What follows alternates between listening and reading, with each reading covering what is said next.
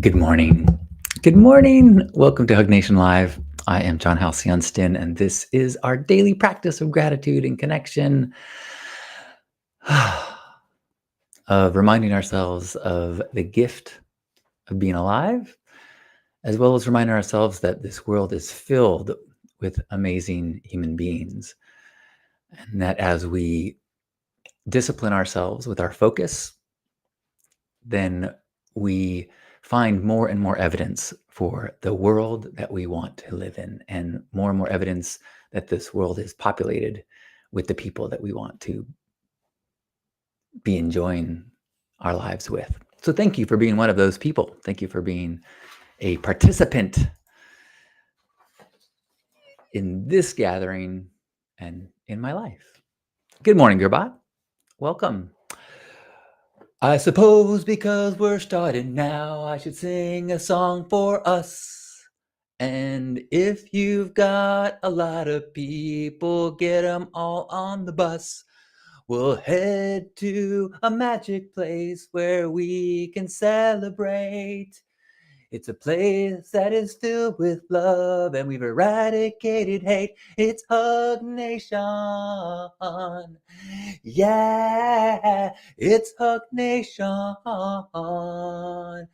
Yeah, Hug Nation Live. Good morning, Juan. Oh, man, I kind of like that song. Might have to feed that into suno.com and see if it can make a song out of it. Can you do that? I'm not so sure.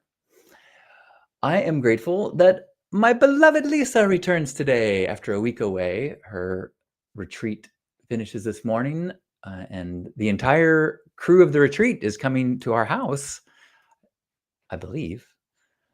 So, I don't know, 18 people or something like that. And then, because there's a gap in the day between the retreat and then the concert tonight. So this retreat has been a song dieta where they have been learning songs and practicing music and writing music. And so tonight is a concert. So if you're in San Diego, I certainly hope you'll join me and us. If you have heard me gush about Lisa, it will all make sense when you see her on stage. She is an angel.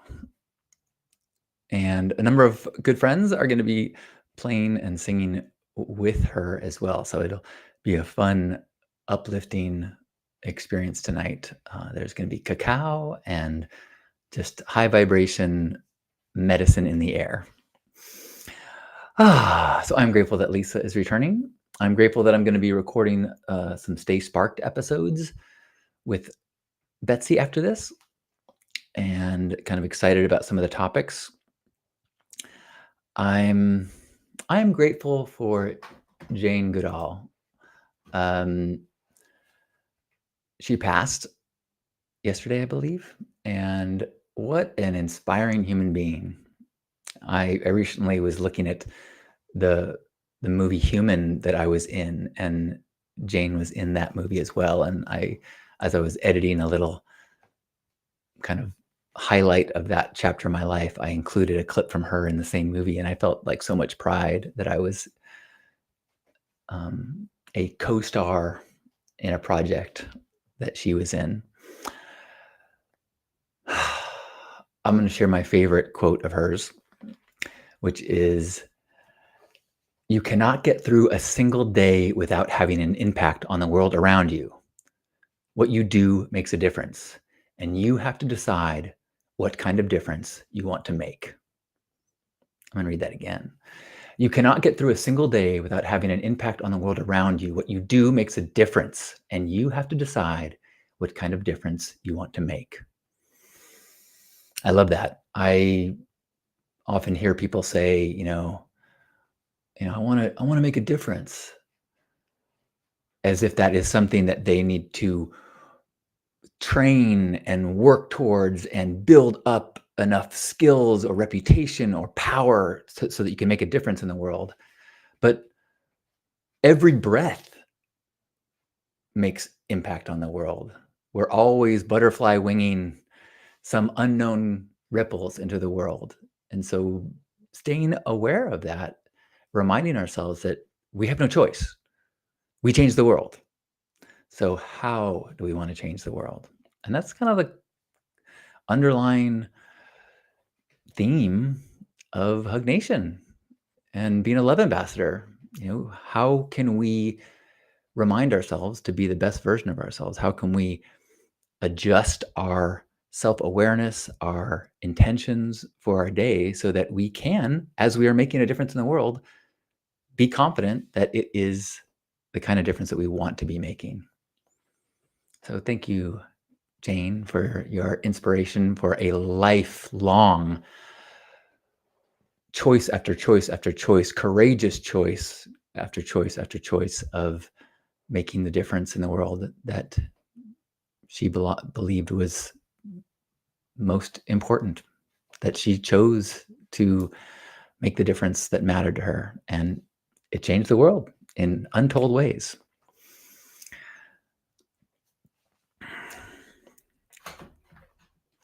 Good morning, Gerbot. Good morning, High Noon. High Noon says, happy Thursday. Sending love.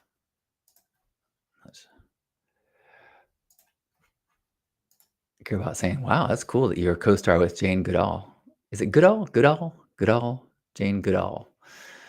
What a great name for someone who's going to be an activist for good. Are you partially good? I'm Goodall. Oh. I'm going to change my last name to Goodsome. I'm Goodsome. High Noon says, she is a hero and had a big impact on my view of the world. That's so cool. Yeah, I have this page of quotes that I copied yesterday. She's just an optimistic person. Here's another quote. I just have this absolute belief that humans are moving away from cruelty and destruction towards a time when we can truly live in harmony with nature, when we understand that there is a spiritual power around us from which we can draw strength. That is where I believe human destiny ultimately is taking us. I just hope we have time. Every individual matters. Every individual has a role to play. Every individual makes a difference. Another one. It's so easy to become hopeless, so people must have hope. The human brain, the resilience of nature, the energy of young people, and the sort of inspiration that you see from so many hundreds of people who tackle tasks that are impossible and never give up for a second. I was listening to the podcast that Lisa did with Richard Rudd, author of The Gene Keys, and as she's closing, she kind of touches on the optimism within the Gene Keys and just how important it is to hold on to hope and to not become overwhelmed and kind of succumb to hopelessness, nihilism, and that when you do keep a hold of hope, that you find more and more evidence and you see more and more people that are adding incredible beauty to the world. And man, that can be hard. That can be hard. I actually, last night, I woke up in the middle of the night with some pretty fear-based thoughts about the world. And it was hard to let go of and to get back to sleep. And it's a good reminder how important a gratitude practice is, not in a denial of the world, but in a antidote to the cancerous overwhelm of hopelessness.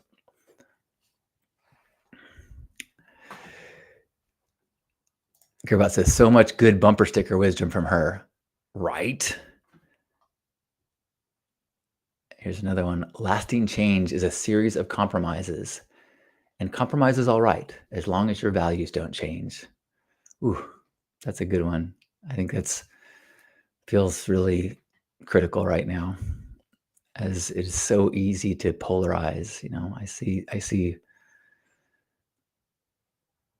yeah, so much collapsing of possibility as people are unwilling to compromise. And I understand the argument of the kind of feeling of integrity of like holding on to the absolute dream of what you want.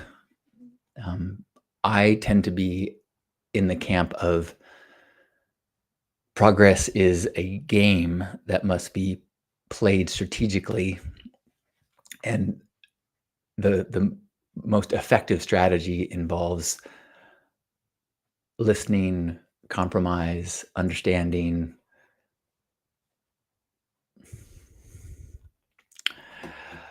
Uh, High Noon says, her and Mr. Rogers were inspiration as I educated kindergartners. Oh, that's so cool.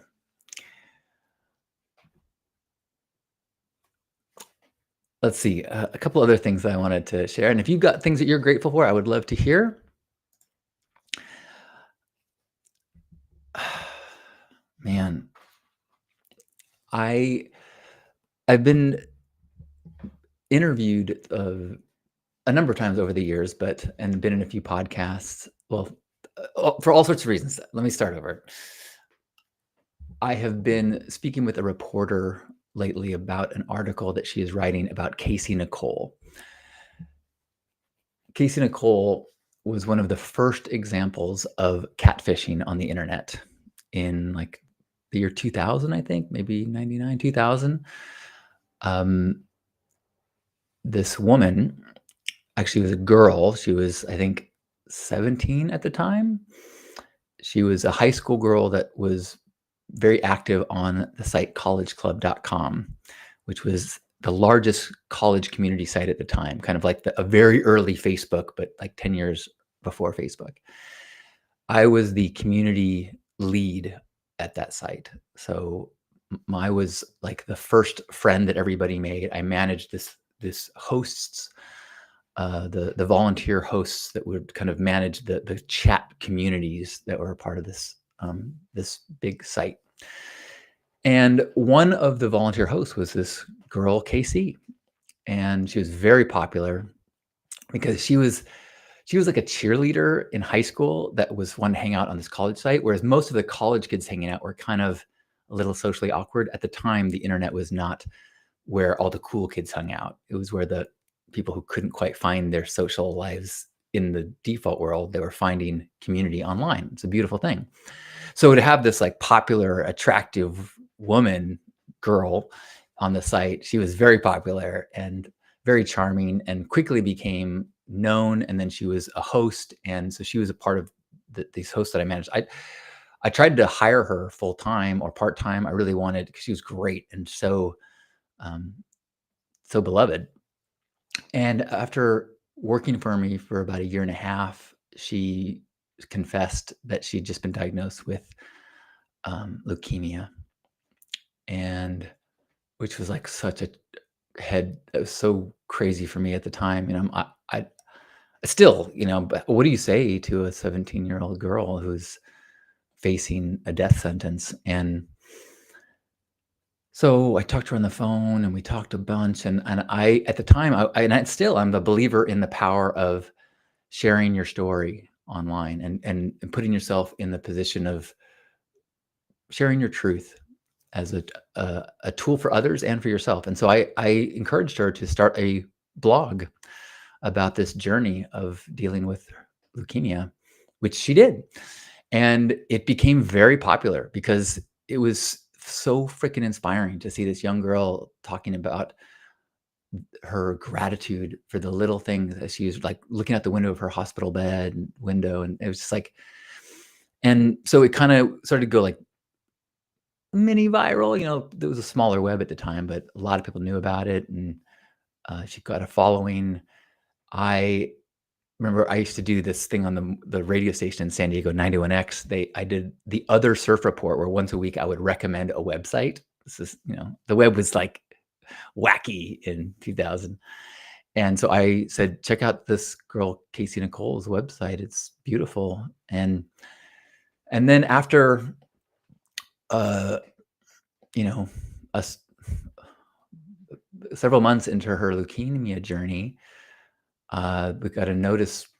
Her mom updated her site and said that Casey had passed away, and it was devastating.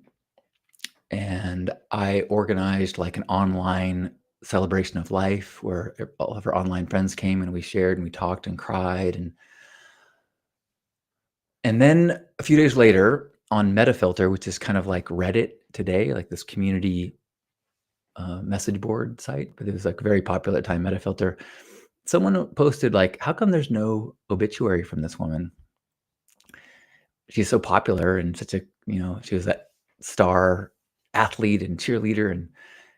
And then people started to suggest, someone said like, she wasn't real. There's no such person. And I was so furious. I could not accept the possibility. But after this, so the Metafilter is going like super like detective work. Like this is like this early days of the web, and this is one of the early days of like this collective sleuthing. And eventually, as more and more evidence piled up, this woman confessed, this middle-aged woman confessed that she had made up this girl, had lived as her online for a year and a half, had done hundreds and hundreds of volunteer labor hours for me, and eventually, realized she was in too deep, and so got leukemia and pretended to be a girl with leukemia and then died, and then killed her off. And it was so devastating. Like, I think I had these memories of being on the phone with a girl that I thought was dying, and then to like realize that I was like, who was I on the phone with? It was like I had like literal physical vertigo where I was like, it sucked. And then a bunch of people thought that I was the one that made her up, because initially I was the one who was really promoting and saying, people thought that I was the person who made her up at first.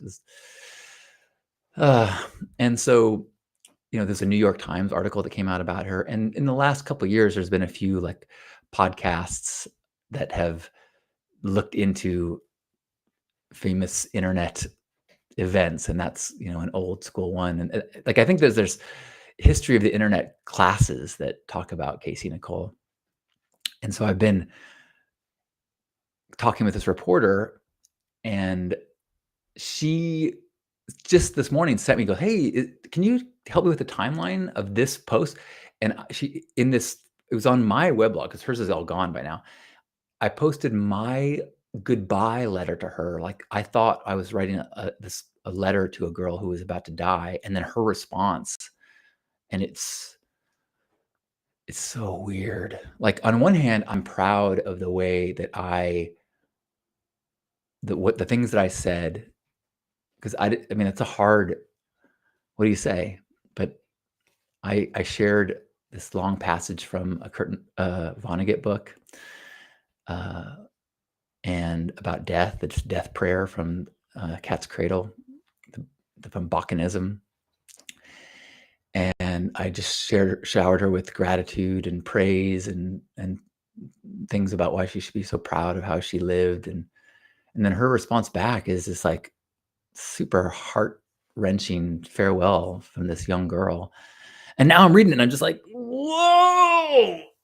Ooh, it kind of gave me this really the willies feeling, as brought me back to that just crazy chapter.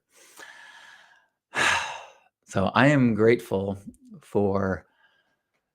Am I grateful for that experience? I mean, it damaged me. It really, my heart was so open and trusting, and that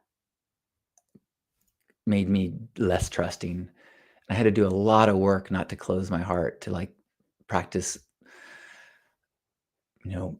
optimism tax. And it's not worth it to close your heart, because the cost of protecting yourself is that you don't get to connect and love as openly and meet with incredible people. So it was a powerful lesson. I'm grateful to have learned it early in my life, although I did get,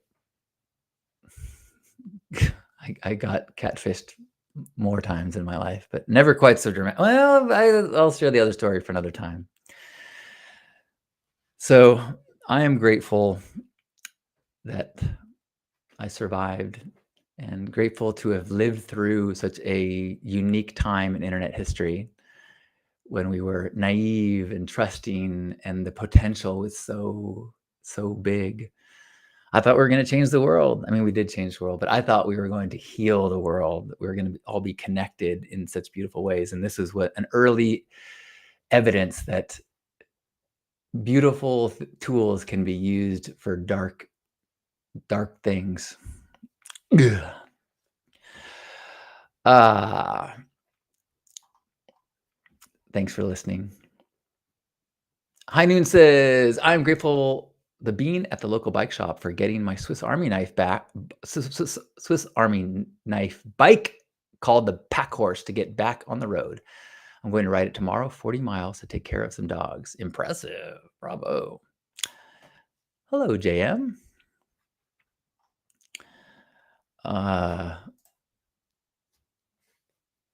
Chris says, grateful a pic of my mom popped up today from 7 years ago when we went to lunch. It was the last happy pic of her before passing the following month. She was happy enjoying lunch and tickled the former mayor of Chicago is one table away. How fun. Yay for memories. Yeah, I've been enjoying the Facebook memories today of 5 years ago when Burning Man was canceled, and I set up Pink Porch Camp, and I had pink pop-ups and art, and we served ice cream, and we had shade and tables, and we had weeks of theme camp in the front yard in San Diego during Burn Week, and then we kept it up for about a month. And people would ride their bikes over, and we had guests. And it was a time when I was drinking a lot, so I was day drinking and just living like Burning Man for a week in the front yard.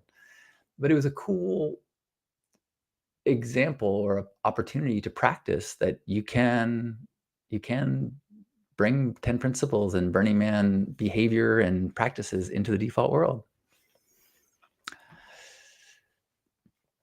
High Noon says he had similar experiences. Oh, yikes. That's unfortunate. Good morning, Mingle. I love you too. You're welcome. Thanks, Gerbot. JM is grateful for strawberry matcha. Mingle says, I have gratitude for editing my Burning Man pics, getting close to posting a big crop of photos. That's got to feel good. That's one thing that I think I miss that more than anything. I loved the decompression process or practice of editing videos and pictures and like returning to those fleeting moments of playa and getting to really digest them in the weeks following Burning Man. I also used to get pretty intoxicated and really kind of I felt like I was returning to Burning Man as I would get super wasted and look at videos and stuff. So, these are all wonderful experiences in my past. JM says, day drinking. Yeah, I mean, one of the gifts of Burning Man is that you're allowed to let go of all the shoulds and practices of your default life. And one of the easy ways to kind of shake it off is to do something that just doesn't seem very responsible in the default world, which is, I'm going to start the day drinking. Not that I recommend that all the time, but it is I think it can be a helpful experiment. Kind of like if you go to Burning Man, if you have a story like, I got to get home and go to sleep. Go, well, what if you just looked for a place to sleep right here? What would happen? Heinian says, grateful for shared experiences that make us know we are not alone. Thanks for sharing, John. Yeah. That is such a that is something that we might record in an episode of Stay Sparked about. Um, the value of shared truth, not like lessons or teachings or,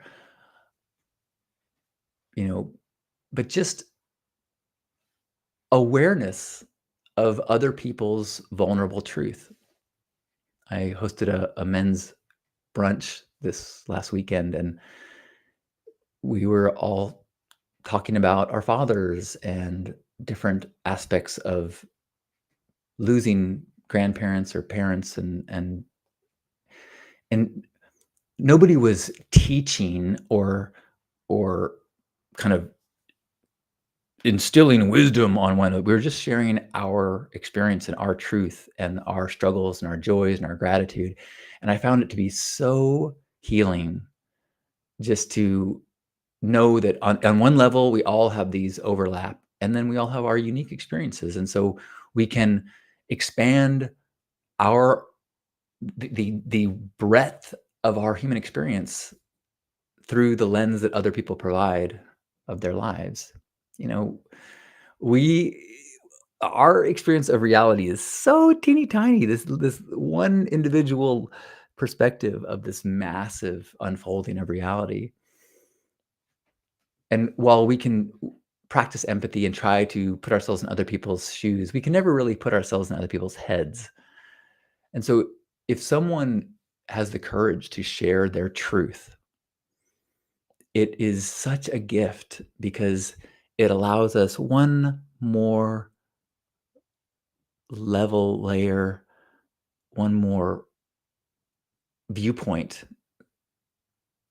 expanding our awareness of what it is to be human and what the human experience is. So I'm a bigger and bigger and believer in the healing properties of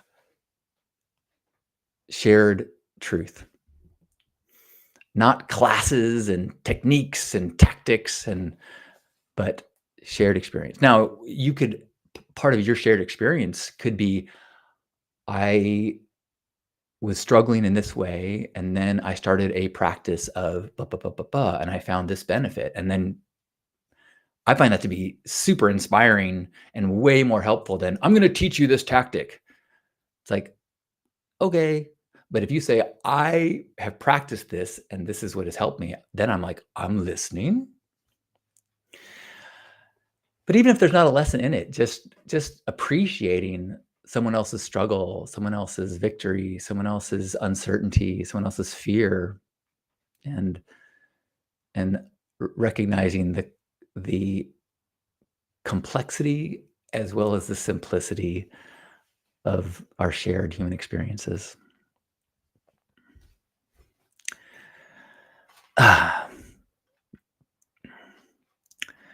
Juan says, at the burn and only at the burn, I wake up at 4 a.m. and start drinking. Then I party with people that had partied all night. Lots of fun. Gearbot says, this bit about shared truth is clippable. I think you're right. I think I should thank you for saying so. Anyone else want to share any more gratitude? Man, I got a new computer, and I've been trying. I was trying to merge all these old photos galleries from my Macintosh system, and they don't make it easy, because I realize as I'm doing this whole big process that a huge amount of my photos are not in the archives. They're in the cloud. So now I have to download like a terabyte of photos from my iCloud.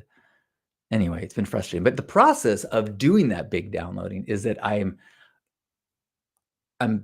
going through years of photos and a number of things that I didn't realize existed, or I didn't know, I hadn't seen them in years. And one of those things, and this is we've been going for a half hour, so if you're still here, then I can trust you with this information. There were when I lived in the real house, I I started to get interested in the porn industry, and I had this dream of filming porn that was non-exploitive. So and I've done this there's a few examples through my life that but this is the first time where I I wanted the people who participated to do so out of the joy of sharing their sexuality. So I didn't pay them. I said this is a art project of and I had this whole like theme around it.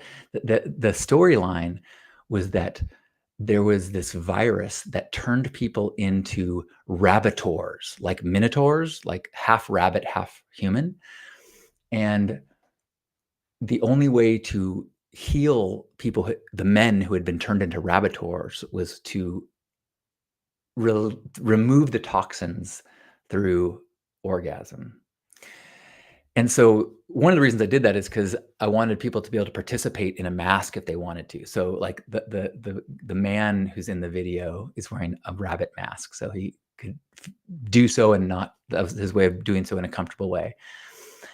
And I just found the trailer that I made, and I didn't know anything about making porn, so I thought, "Oh, the more cameras, the better." So almost every angle of the shoot, there's, like, camera people in the background. Not people, there's, like, 3 of us, we didn't know what we were doing, little camcorders.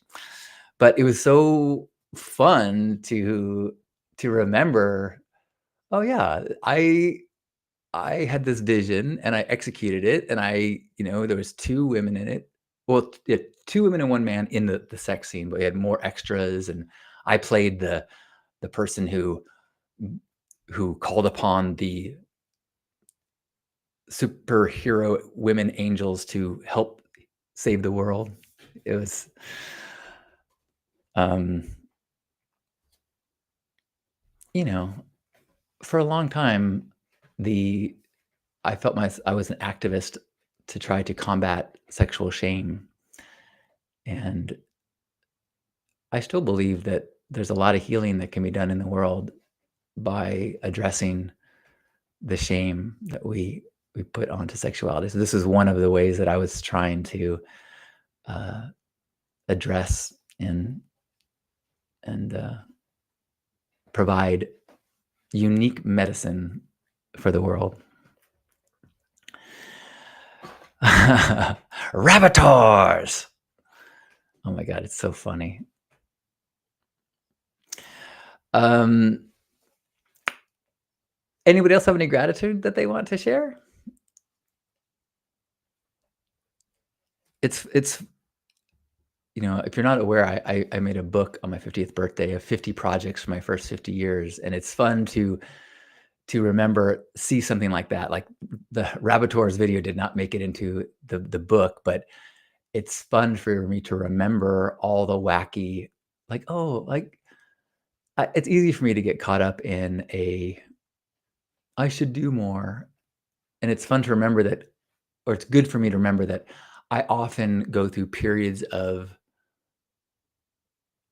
lulls and then inspiration and then lulls and then inspiration. So just remembering that over the years, I've done a lot of inspired, wacky things, and to just have faith that another wacky thing is around the corner, like Pink Porch Camp. Uh, Hello, Moose Rooster. Good to see you. Destigmatize sex, decolonize sexuality. Amen. Yeah, it's it's funny though. It's like wow. This is a topic that came up in Lisa's conversation with Richard Rudd about well, not about commitment and monogamy as this deep practice uh, of freedom, that through a practice of commitment, there is this deep spiritual freedom. And I was not that was not the messaging that was resonant with me in my younger years. I was more like I felt that I was so working against the sexual shame that I wanted more openness, free sex, casual sex. Like it is, we can love someone for a night. We can have, we can, and I still believe in all that. And now I think that that is a certain type, that type of liberation is important. And then I also think that the evolution of that path is then the constriction into uh, uh, monogamy and commitment and partnership and developing a deep bond together with someone that is not the same as the freedom to do whatever you want. It's the freedom from following your base urges. That's a deep topic. We'll do that another time. Moose Rooster says, I'm grateful for my burner community. I recently took a first aid course for the sole purpose to be a first aider at our regional burn. Badass. Gearbot says, grateful to hear all the good stories. Thanks, Gearbot. Yeah, I have all these, took all these notes this morning of things that have been on my mind. Well, I am grateful to have spent this morning with you and grateful for the reminder of how important connection is and to focus some of our reality on our worlds, not the world, but our worlds, the people that we connect with and the ways that our ripples touch individual human beings.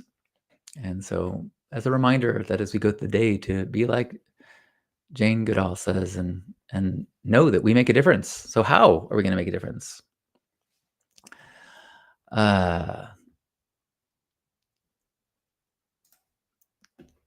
Mooster says, can I make a comment about Stay Sparked about playing? This year at the burn, there was a house with giant balloons floating around. I laughed like a child for the first time in so long, probably the first time in my adult life. Adulting sucks. Ooh, beautiful. Yeah, that'd be, I don't know if we've probably done it before, a topic about playing, but I think we should revisit that. Ooh, Heinz says, this is one of the most insightful broadcasts ever. Well, all right. Well, I'll definitely try to make a clip or clips from this. Mingo says, all of that is so beautiful, John. Love you to the moon and back. I love you too. Gerbot says, that's some deep wisdom. Would be interested in hearing more about that later. Praise Jane. Yeah, it's important to celebrate people like Jane Goodall who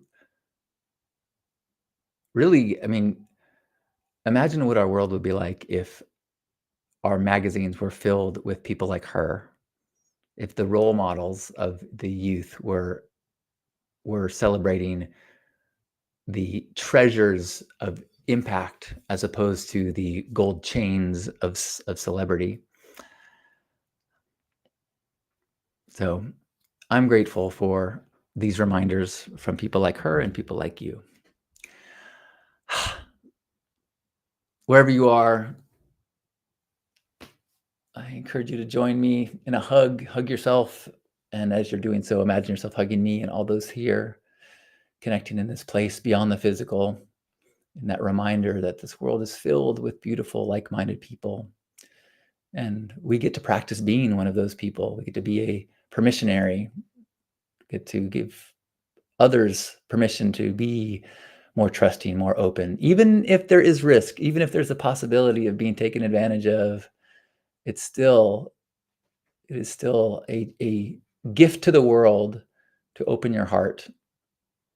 So let's celebrate one another and support one another as we open our hearts and trust that those ripples are the ones that we want to be put in the world to make the difference that we want in the world. Let's take a deep breath in and squeeze. On behalf of Grandpa Caleb and all of us, thanks for joining me for Hug Nation Live. I love you.